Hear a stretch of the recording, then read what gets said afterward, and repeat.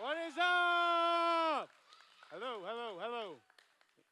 Sixth graders, how are we doing? Fifth graders, how are we doing? You're almost there. We're not at upgrade night yet. So I'm Jack. I am a former student like y'all. I started a little bit later. I started as a junior. But I started as a Wellspring student just like y'all, so you get a little bit more experience in it than I did. But I've still been a leader. I've worked with every tribe, pretty much as all the guide tribes.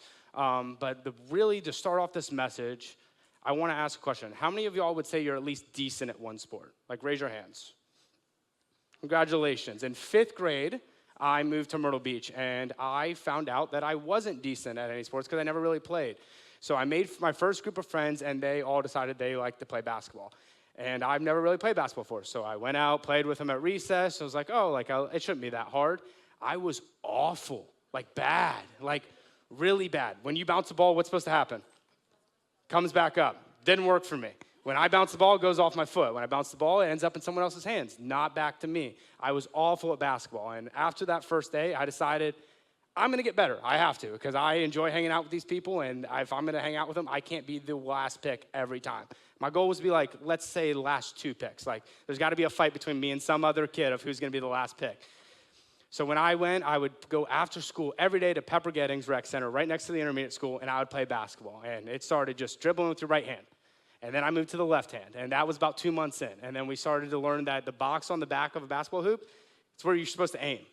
Learn that. Over time, eventually moved out the free throws, three-pointers, all that for me just to practice. And throughout fifth grade, still didn't get any better. Like, I was still pretty awful.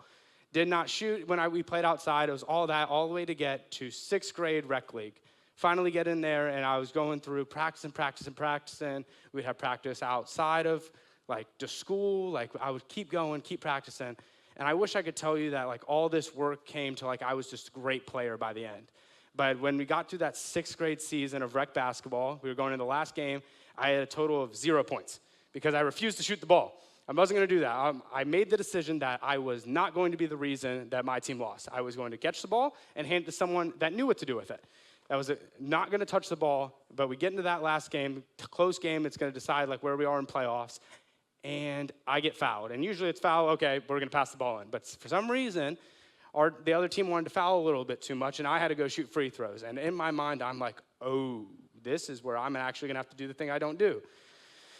But in all of the repetition of practicing, I have shot thousands of free throws. I got somewhat decent at them, but I was scared out of my mind. I went from everyone being in the gym of parents, friends, teammates, opponents, all that, to no one existed besides me, a basketball hoop, and some older guy that was going to pass me the ball, the ref. And I went there, and I made them. And that was the big accomplishment at the end, is that I put in all the repetition to make 2 points. Because playoffs went back to what we knew. We went back to not shooting because I wasn't going to do that again. It's too scary for me. Later on, I might have decided to shoot a little bit more, but in that season, I scored 2 points. I put in all the effort for 2 whole points. And what does that have to do with your relationship with God? Pretty much nothing. Like, the story is just a story to tell you. But the idea of repetition is exactly what this series is all about, because when you connect with God every day, you're putting in that repetition. And I think we run into a struggle a lot of thinking that, oh, I have to put in all this work and all this to get to God. And that's what we're going to dive into, that it's just not true. Knowing God is a lot like a relationship with a friend. When you walk up to a friend, it's not like, oh, how do I make sure that this person likes me? You just do. Like, you hang out with someone and you eventually figure out, oh, me and him both like the same sports team, or, oh, we both dance, or you have something in common to where you choose to spend time with that person. And it just gets to that idea that we need to start applying to God, is knowing God is a relationship. That is the biggest thing. You have this idea that it is a relationship that you work on because you choose to spend time with that person. And that person is God. And that, when you talk about with a friend, you're like, oh, we sit together at lunch. Or when the teacher doesn't finally make you have like group projects that are assigned, you say, yep, I know who I'm picking. Even though we're on the opposite side of the rooms because we talk too much, I'm going to work with them. And the teacher's going to have to deal with that. You choose that person. You choose that relationship. And that's what choosing God is. But the issue when we start to apply the principles of a friendship to God is that we stop thinking about just spend time. We look at it as requirements. We look at it as like things that we have to do. These requirements, when we think of requirements in life, we think of like homework, brushing your teeth, chores, going to class. I'm not saying don't do those. Those are all very important. You will thank yourself for doing your homework and going to class. Your parents will thank you, and everyone will thank you if you brush your teeth, because that's nasty. So brush your teeth, because your tribe members will also thank you for that. So when we think of that relationship of requirement, that's not how God intends us to have a relationship, because that's not how the relationship you have with the person that's sitting to your right or left. God wants you to have that relationship to where you have with your friend. It's that relationship that you can spend time together because you choose it. It's the relationship that you can have those hard conversations. When you talk to your best friend who knows all your deep, dark secrets, you don't worry about the stress of like, oh, well, I have to talk to him about this. They already know. It's the same thing with God. When you talk with God about like, oh, I'm really struggling with this, God already knows, but you're just opening up to him. It's like talking to someone that already knows what happened, but you're just saying it. You finally just get to open up about it, and it gets it off your chest, but there's no extra weight to it because it's just you and God. God's not going to go and tell someone else. God's going to keep that between you, and you can grow from it. And I know that's kind of like a downhill turn of like, oh, that's not super fun, but God is fun. God allows you to have great memories with him and have fun. We get to go to camp in July, and we're going to have so much fun creating memories with God and with people that also love God. And those are things that you'll look back on your entire life. I know my camp experience as a student, I look back on because I had so much fun doing that.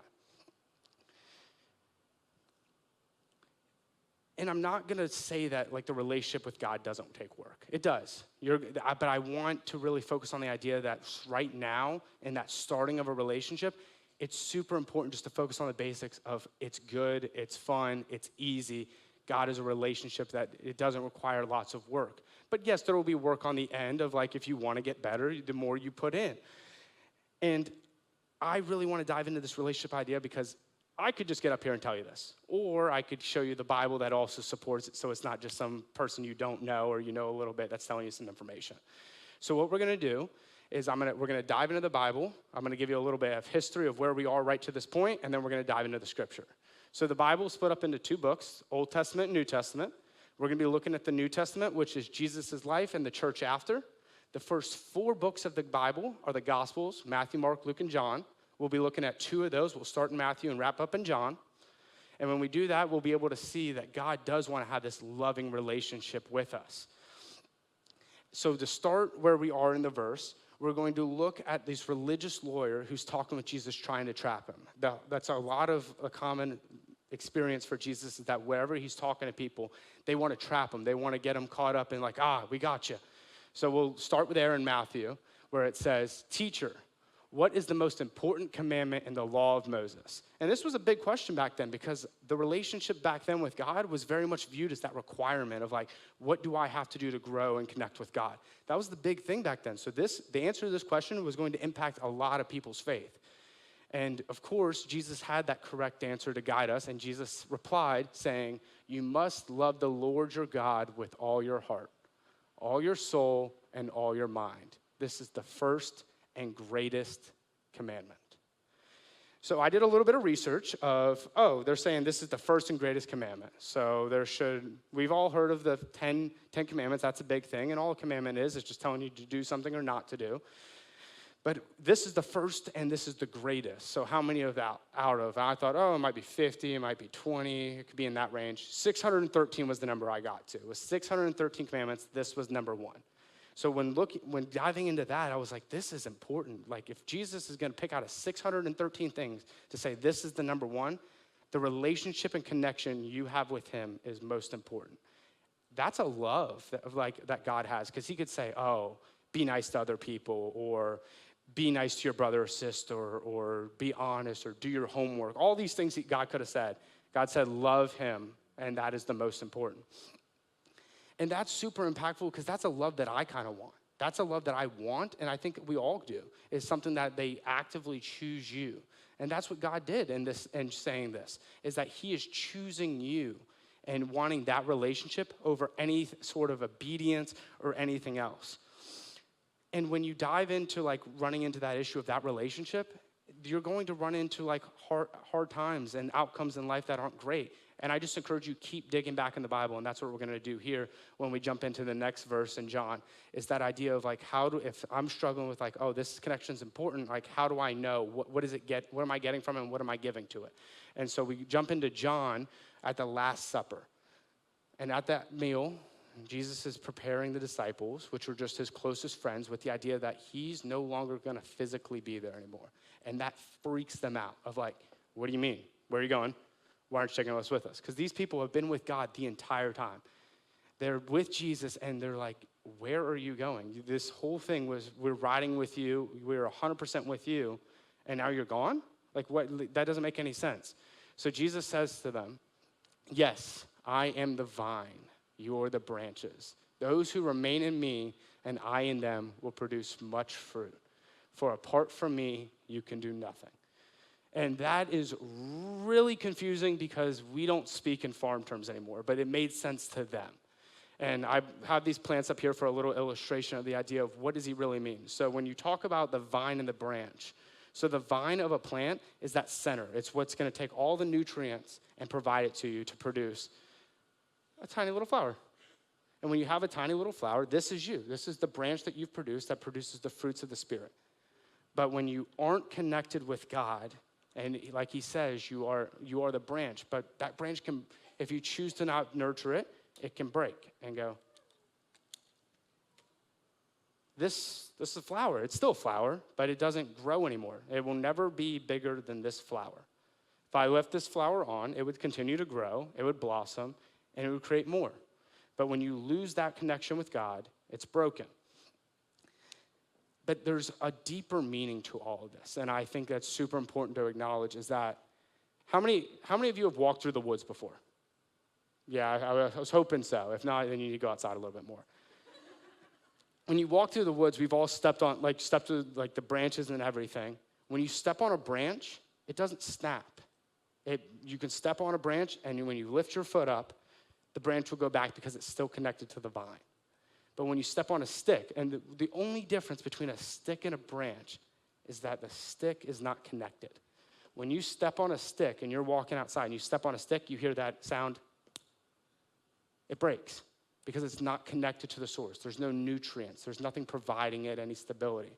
It's left on its own to remain a stick. It's dead. But there's the opportunity when you stay connected to grow, to blossom, to continue to develop.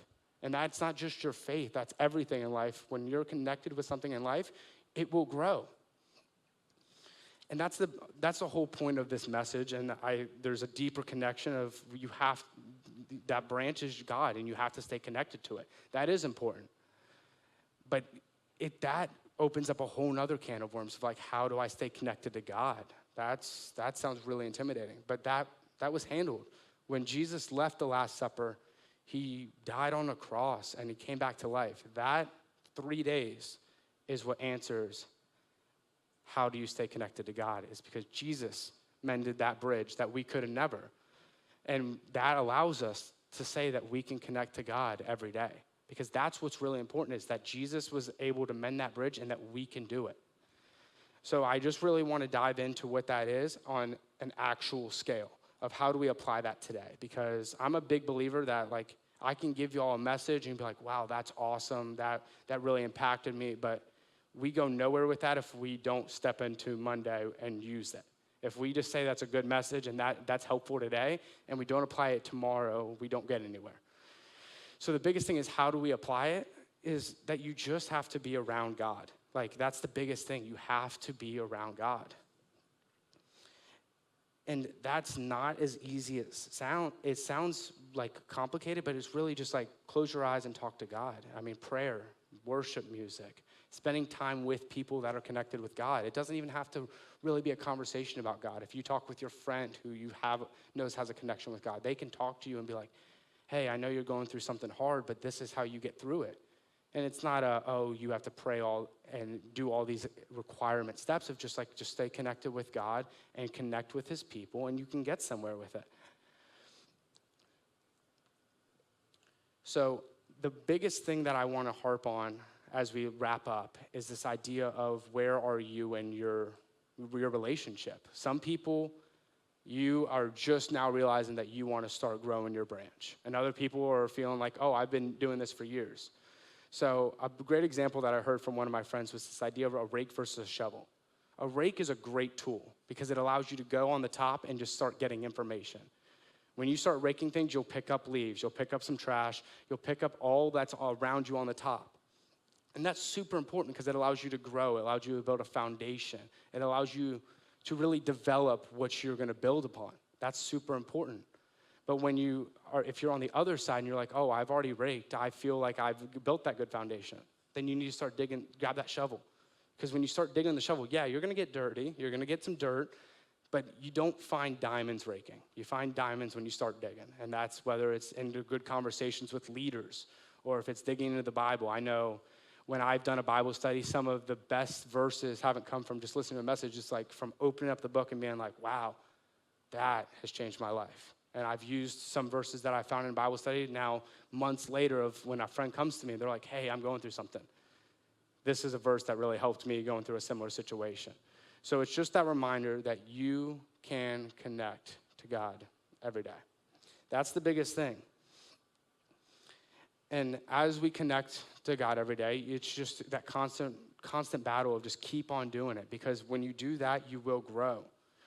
And when you connect with him, you'll then start being like, oh, I can start helping other people. I can give other people guidance.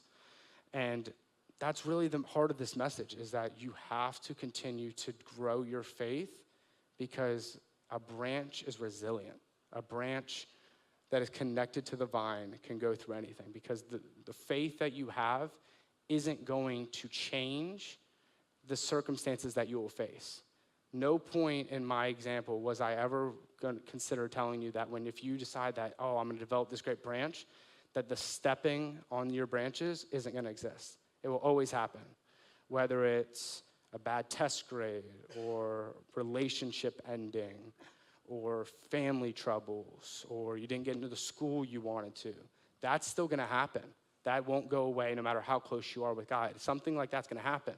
But that resilience that you build will allow you to develop a relationship with God that allows you to not be affected as much.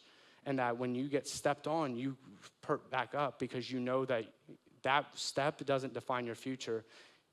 It's the vine that you're connected to that does. So as we wrap up tonight, I just have one question that I really want us to consider. And is, what can you do to make sure you're around God more? So I'm going to pray for us. Thank you all for letting me speak, and we'll wrap up. Lord, I just thank you for who you were yesterday, who you are today, and who you will be tomorrow. It's through you that we can be resilient. It's through you and your relationship and connection that we can grow, and our fruits of what you have provided for us will last. It's in your son's name I pray. Amen.